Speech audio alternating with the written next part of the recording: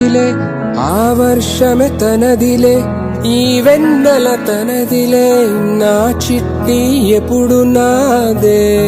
Such a multi talent ఎంత బాగా పాడారు. నా అమ్మ నీవేలే, నీ బొమ్మ నేనేలే, రివ్వంటూ పై పైకే ఎగిరిపోదా.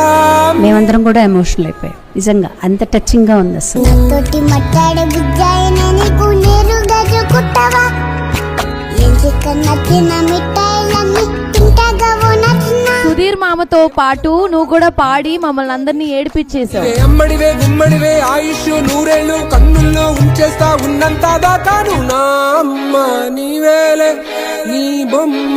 చిన్నప్పుడు ఏం చెప్పేవారంటే పూర్వజన్మ పాపాలు ఈ జన్మలో కూడా వస్తాయని చెప్పానని. ఇప్పుడు ఏమంటున్నారు అంటే లేదు, ఏ జన్మలో చేసిన పాపం ఆ జన్మలోనే వాళ్ళు అనుభవిస్తారు. 3.5 ఏళ్ల పాప ఏం చేసి ఉంటది అని చెప్పానని దేవుడు బేసికల్ ఎందుకు అలా చేశాడు.